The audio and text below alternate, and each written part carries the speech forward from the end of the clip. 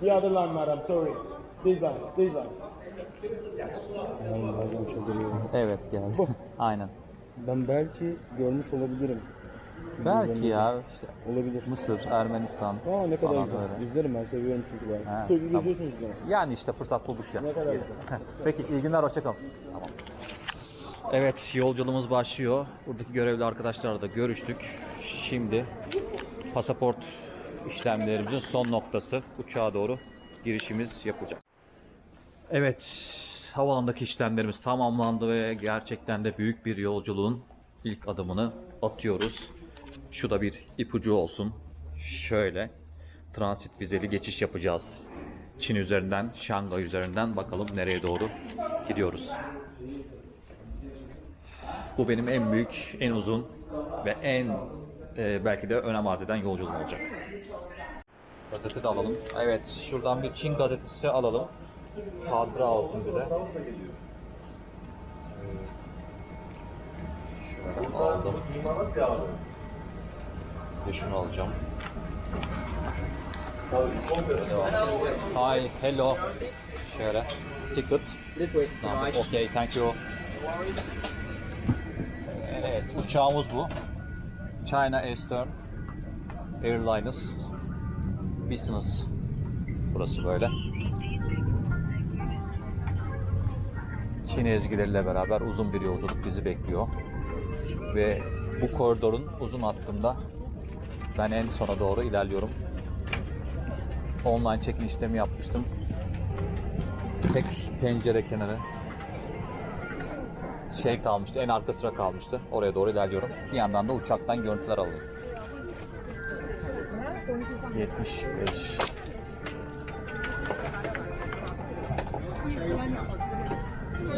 Hello, 75.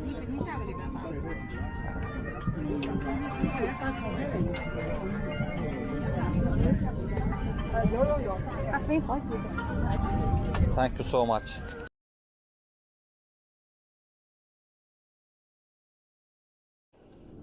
Evet, uçağımız harekete geçti. Biraz hız aldıktan sonra havalanacak. İstanbul Büyük Havalimanı'ndan büyük bir yolculuk beni bekliyor. Çin Hava Yolları şirketi ile amblemi de görüyoruz. Şangay'da bir 6,5-7 saatlik bekleme sürem var. Oradan transit geçiş yaparak Tokyo'ya gideceğim. Toplamda 21 saat falan sürecek bu yolculuk. Uzun olacak ama bir o kadar da heyecanlı, bir o kadar da zevkli olacağını düşünüyorum. Bakalım. Tecrübelerimizi de aktarmaya devam edeceğiz.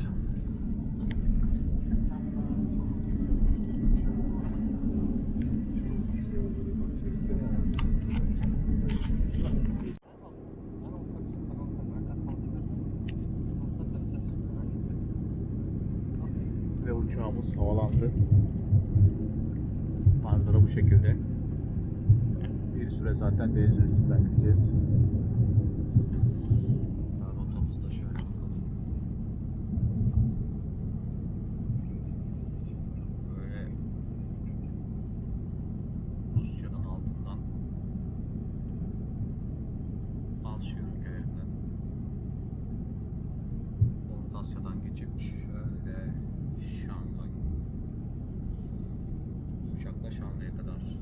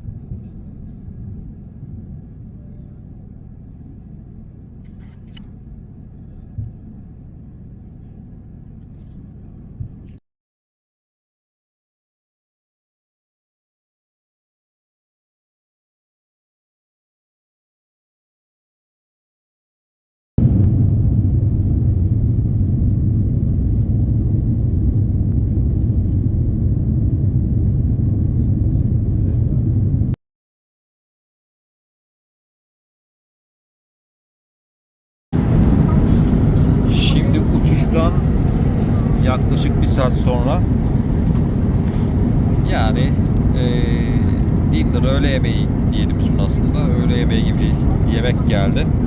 Önce nasıl geldi kısmına bakalım. Direkt tepsiyle veriyorlar şu şekilde. Yanında meyve suyu. Suyumuz bu ama ben ilave şöyle bir su daha istedim. Bu şekilde veriyorlar. Mesela biz daha önce İran havayolu şirketine gitmiştir. Mahan Air. O seçenek sunuyordu. Yani et mi yersiniz, işte tavuk mu, başka bir şey mi gibilerden. Bunlar direkt olan menü neyse onu getiriyorlar. Şimdi açacağım bunu. Pirinç. Hatta arkadaş yiyor şu an. Pirinç yemeği var. Şöyle bir fıstık gibi şey var. Şöyle bir tane bir bisküvi koymuşlar. Bir tereyağı var. Hani pirince ilave etmek isteyen için şöyle bir meyve suyu. İşte bu da Asya'ya özgü meyveler. Şurada şöyle bir ufak bir Rus salatası var. Bu da galiba kabak tatlısı gibi şey. Henüz çok acıkmadım ama yani bunun böyle önümde durması hareket alanını kısıtlayacağı için yiyeceğiz. Umarım daha güzel bir menüde akşam yemeğinde olur diyelim. Daha 8 saat 20 dakikamız var. Evet, yolculuk devam ediyor Şangay için. Yani Çin sınırları içerisine girdik ama 1-2 saatimiz daha var. 6 saat falan oldu yolculuk. Bayağı yorulduk artık. Biraz önce bir PDF derlemelerim vardı Japon tarihiyle ilgili. Onları biraz okudum. PDF olarak Eric Fromm'un Psikanaliz ve Zen Budizmi ile ilgili bir kitabı vardı. Zen Budizmi de biraz araştırıyordum Japonya'ya gelirken. Şimdi biraz Eric Fromm'un kitabını okuyacağım. Ondan sonra da artık bakalım Şangay aktarmasında bizi bir 6-7 saatlik daha aktarma sürecinde bekleme döneminde işte bu PDF'leri en azından okuyarak zamanı geçirmiş olacağız. Şimdi yanımdaki arkadaşlara da ne diye baktık acaba, et mi diye. Şöyle balık koymuşlar yanına. Şöyle bezelye gibi pirinç, balık bu şekilde. Atıştırmalık fıstık veriyorlar. Tereyağı var. Bisküvi demiştik. Tatlı niyetine işte meyve falan. Böyle yani aslında doyurucu gayet bir uçak içerisindeki yolculukta. Tabii Mahan Air İran Hava Yolları kadar bonkör olmuyor hava yolu şirketler ama bu da gayet güzel. İşte Çin Hava Yolları'na bağlı olan bu uçağın şöyle tuvaletini de gösteriyorum. Genelde tavanlar çok dar olur ama bununki geniş. Şöyle bakın, hiç boy anlamda bir sıkıntı olmuyor. Çok minimal bir alan, çok güzel olarak, kullanışlı olarak ayarlanmış. Bakın çekmeceler, altta da var keza. Diş fırçalı, klozet rezervuarı burada. Solüsyon, şampuan, sıcak ve soğuk su. Yine su burada, çeşme. İşte peçeteler burada. Şuraya yine bardak koyulabiliyor. Şuradan da çöp atılabiliyor gibi. Şu küçük yerde muazzam bir şekilde dizayn yapılmış. Priz sistemi de var. Şurada da şöyle bir boy aynası var. Çok küçük ama çok kullanışlı. Uçaktaki tuvaletimiz.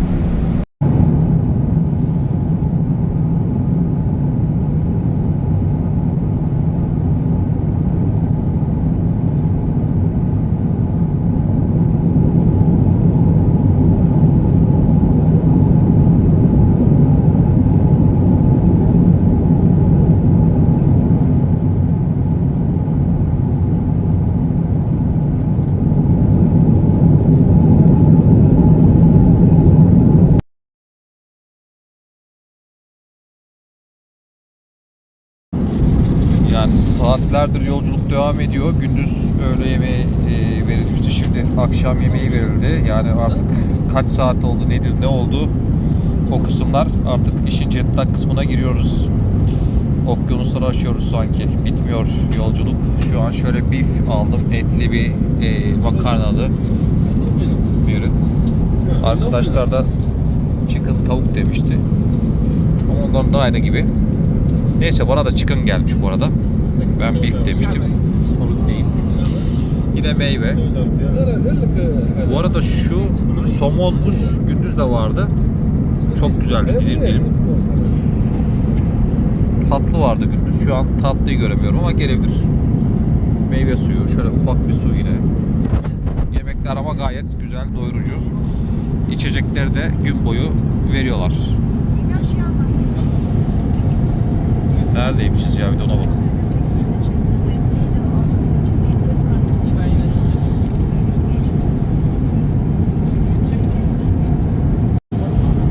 İşte Çin Halk Cumhuriyeti sınırlarının içerisindeyiz hala.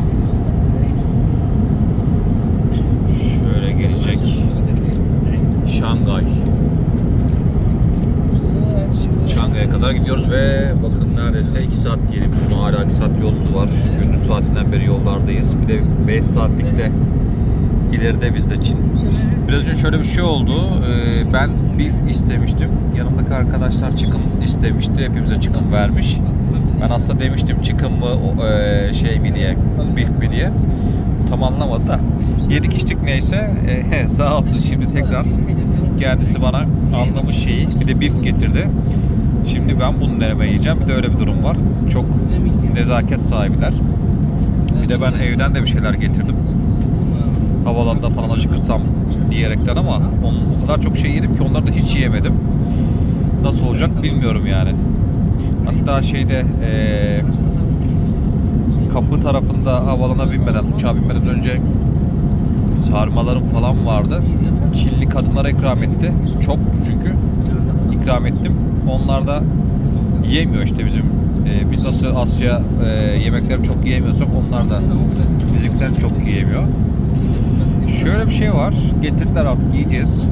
Yalnız şu pirinçleri gerçekten çok güzel. Yani bizim hiç Türkiye'deki gibi değil. Pirinçleri çok çok güzel. Şimdi bir de ete bakacağız. Bu da helal et tabii. Ve yaklaşık 12 saat süren Tokyo yolculuğunun ilk ayağındaki Şangay aktarması için Şangay şehrine geldik. İşte bir yanda Çin denizi, bir yanda Şangay şehrini görüyoruz ve işte Şangay dünyanın en önemli liman şehirlerinden birisi. Ticaretin, ekonomi dünyada kalbinin attığı yere havadan kuş bakışı bakıyoruz. Şangay, Çin Halk Cumhuriyeti.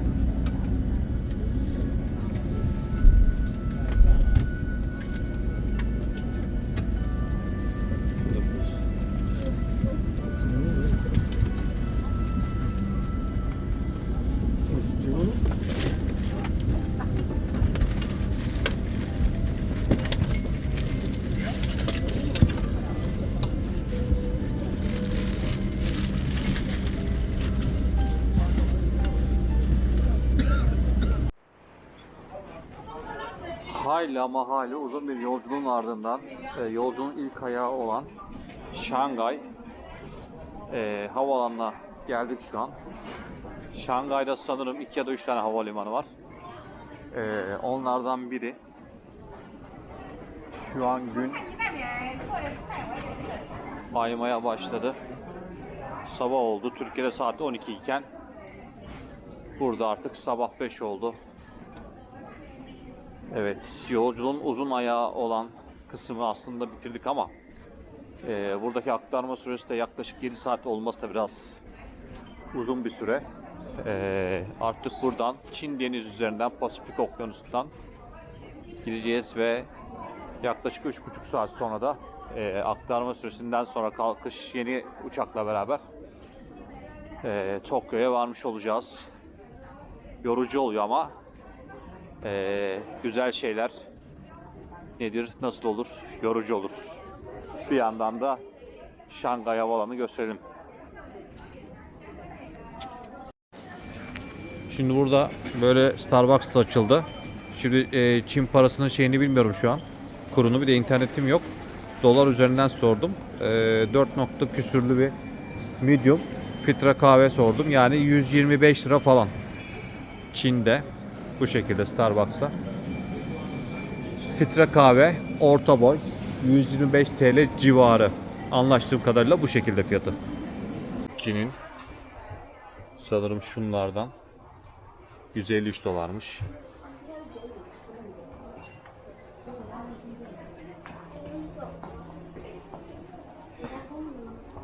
Evet, böyle. Diğer dükkanlarda açılmaya devam ettikçe biraz oradan görüntü alırız Şangay'da. Evet, Şangay Pudong havaalanında transit geçitteyim. Ve 5 saatim var. Böyle vakit geçiriyorum. Sabah burada 6.30 oldu daha yeni. Yani dükkanlar falan her şey kapalı şu an. O yüzden dükkanları da göremiyoruz. Neler var bakalım şöyle. Şurada içilebilir türde sular var. Şu şekilde külah şeklinde bardağa çekiyoruz. Şöyle. Mesela bunu sıcağa ayarlamışlar. Bir daha bakalım. Evet, aynı anda yapamadık. Yani buradan suyunuzu dolduruyorsunuz sıcak ya da soğuk şeklinde. Ve buradan suyunuzu içebiliyorsunuz. Burası bu şekilde. Güzel bir şey.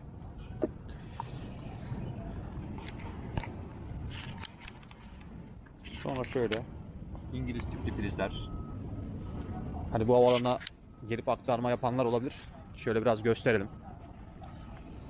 Yani transit geçiş noktası böyle sessiz sakin. Çok fazla bir hareket yok. Buradaki dükkanların hepsi kapalı. Şurada sadece şöyle bir küçük bir restoran var açık. Onun dışında kapalı. Şangay'da böyle bugün kapalı bir hava var. Yağmur yağmış zaten. Şurada Wi-Fi ağı var. Birazdan alacağım. Şöyle birazdan alacağım. Süreli çünkü bu. Barkod alacağım. Okutacağım. O noktadan sonra bir saat sanırım bir hak tanıyacak internetle ilgili. Onun dışında internet yok havaalanında. Bu da kötü noktalardan birisi. İşte bakın açık olan yer. Şöyle küçük bir yer. Evet, havaalanının transit alanı bu şekilde.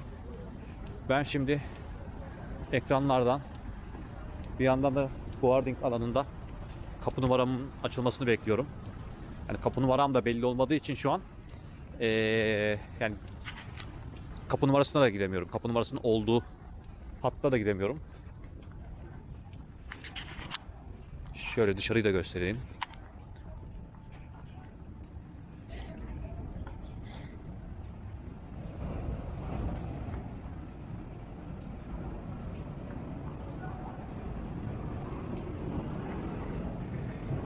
Transit vizeyle ilgili de şunları söyleyeyim. Gelmeden önce benim de kafamda tereddütlerim vardı. Çin malum normalde zaten vize veren bir ülke değil. Yaptırımları da sert bu konuda. Biz sadece hani ben Tokyo'ya giderken transit vize kullanacağım için sadece havaalanında bekleme sürem vardı ama transit vizenin durumunu ve sürecini bilmiyorduk tabii ki. Ben konsolosluğu aradım. Bir sıkıntı olmayacağı söylendi bana. Bu anlamda bu şekilde ben de O Tate Dawson'da biletimi aldım. Bu arada benim kapı numaram henüz belli olmamış. 11.10'a kadar var. Benim uçuşum 11.55'te. Daha bir 5 saatim daha var. Biraz daha gezelim. Evet, transit vize konusu bu şekilde. Bakın şunlar falan, datifiller falan hepsi kapalı. Çok ilginç ya. Yani hani nasıl oldu? Geldik. Hani ben çünkü yorumlarda falan da okumuştum.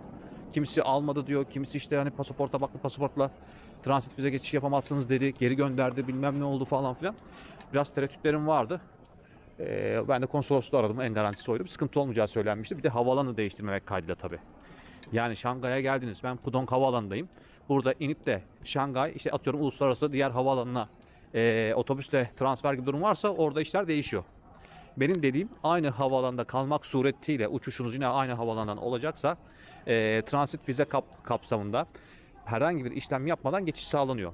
Ben de bu anlamda geçişimi çok rahat yaptım. Hiçbir sıkıntı olmadı. Yani pasaportuma bile bakmadılar desem yeri var. Sadece biletinize bakıyorlar. Ve siz transit vize noktasına geçiyorsunuz. Bu kadar. Onun dışında da kimse size hiçbir şey sormuyor. Pasaportla ilgili, transit vizeyle ilgili falan hiçbir şey olmuyor. Problem olmuyor yani. Onu da anlatmış olalım.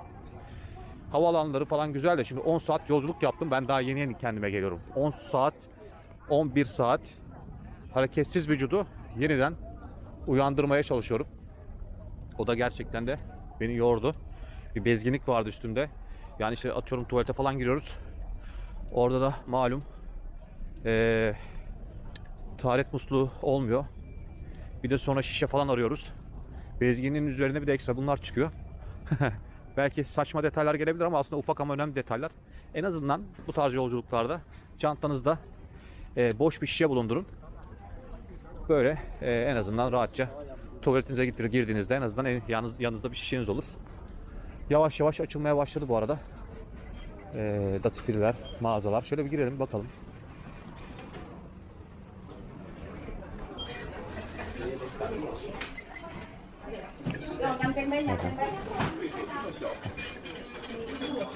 Burada böyle kozmetik ağırlıklı bir yerde. Fiyatlar yazmadığı için.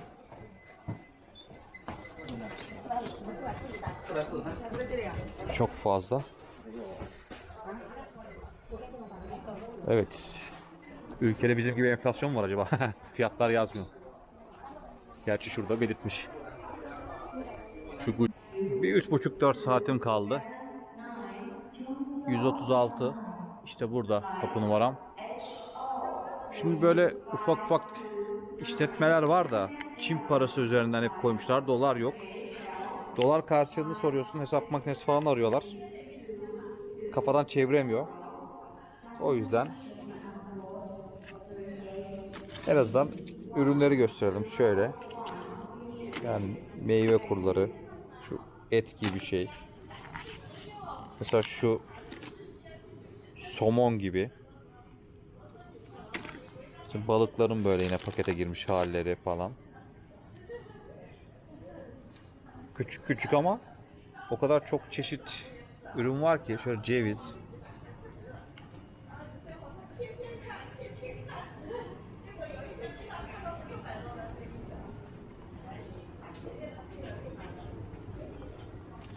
Yani 52 Çin parası. Yani dolar karşılığı normalde havaalanında koyarlar ama burada koymamışlar. Mesela şunlar var şöyle. Yosunlu falan.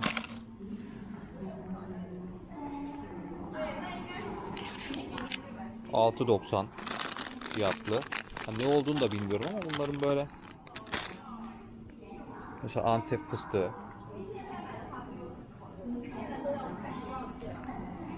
Antep fıstığı şöyle içi dolu.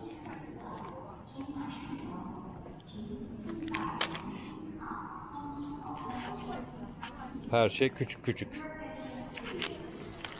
Her şey çok minimal düzeyde. Yani Türkiye'de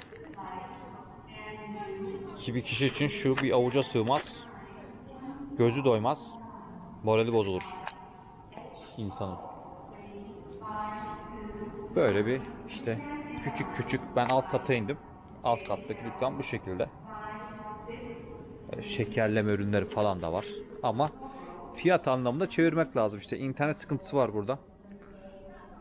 Yani Çin parası dolar karşılığı ne onu da ben bilmiyorum. Bunları da soruyorum, sürekli hesap makinesinden bir şeyler yapmaya çalışıyorlar. Kafadan çeviremiyorlar. O yüzden en iyisi ekran karşısına ben bu videoyu yükledikten sonra bakılabilir yani. Artık bu da zaten Çin'de, Şangay'daki son saatlerim.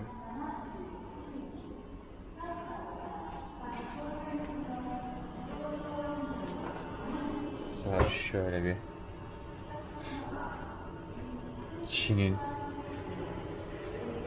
alkol ürünleri.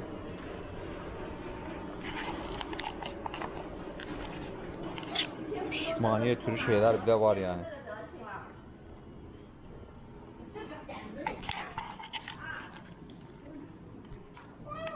Ayıcıklar falan. Böyle işte. Dükkan küçük işletme. Ya işletme küçük ama ürünlerin de hepsi çok küçük olunca çok fazla çeşit var. Böyle yani. Evet, aktarma için gate number, kapı numaram belli oldu ama çok ilginç bir şey var. Aşağı indik. Orada da böyle bir metro düzeninde bir trene bindik. Bu şekilde gidecekmişiz. İlk defa böyle bir şeyle karşılaşıyorum.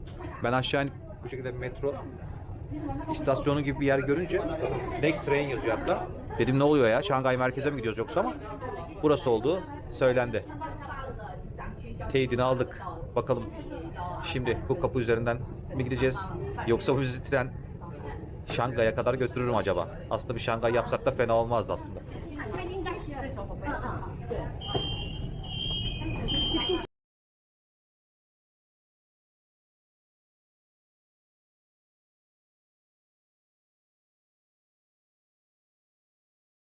Evet, günün ikinci aktarması için yeniden Çin Hava Yolları şirketiyle beraber bu kez artık Şangay'dan Tokyo'ya doğru ilerliyoruz. Yine buradan ben bir hatıra olsun.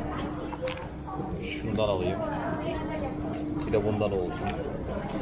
Bu da hatıra olarak kalacak.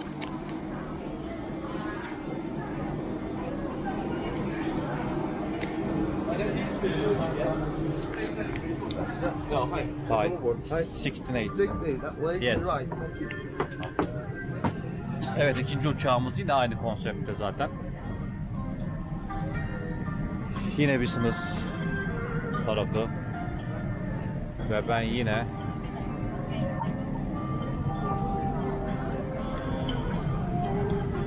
devam edeceğiz. Şöyle.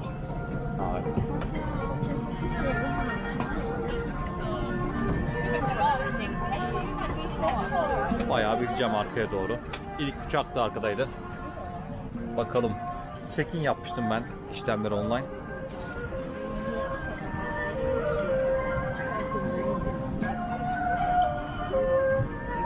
Sixteen, eight. Şimdi 68.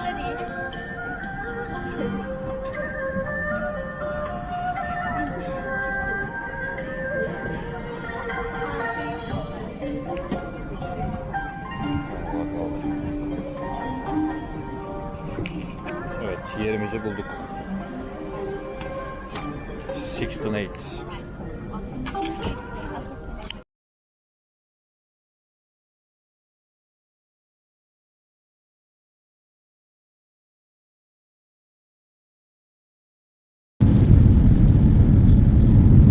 Evet, uzun yolculuğun sonuna doğru yaklaşıyoruz. Dün gece, yani Türkiye'nin gecesinde Uzak Asya'da sabah olmuştu. O şekilde Şangay'a inmiştik. 6-6,5 saatlik bekleme periyodundan sonra ise ikinci uçak olarak aktarma uçağına bindik ve bu şekilde 3 saattir falan yoldayız. Şu an havalana yavaş yavaş iniş yapıyor. Bir anda işte bu şekilde Pasifik Okyanusu, bir anda işte böyle başkent Tokyo'dan görüntüler.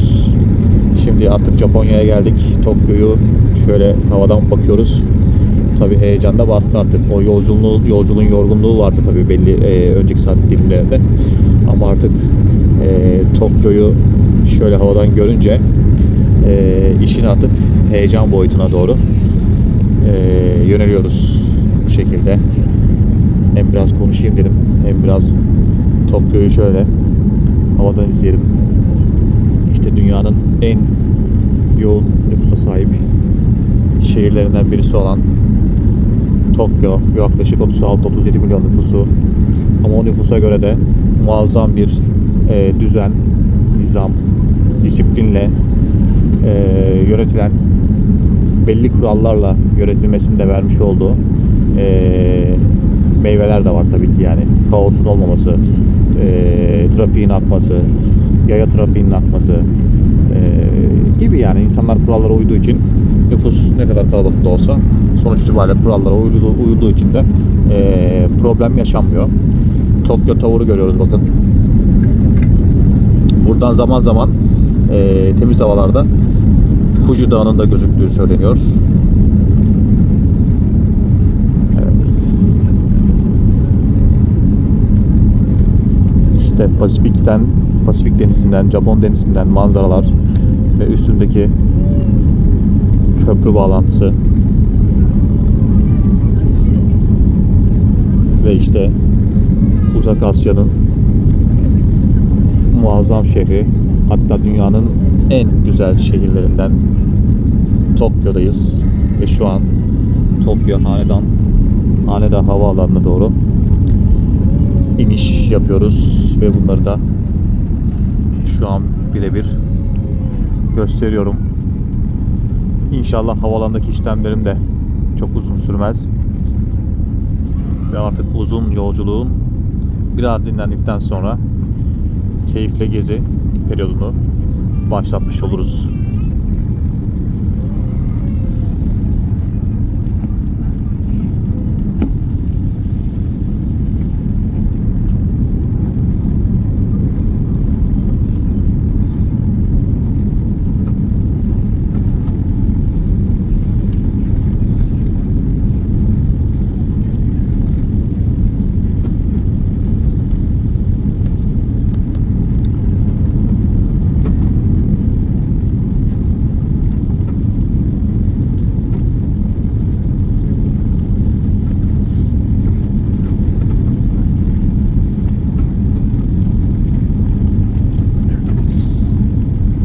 Az kaldı.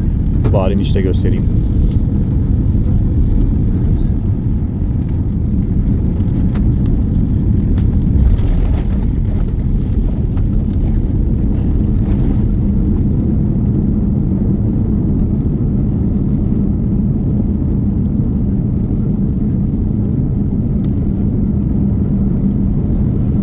Ve gürültüden de anlaşılacağı üzere piste iniş yaptık.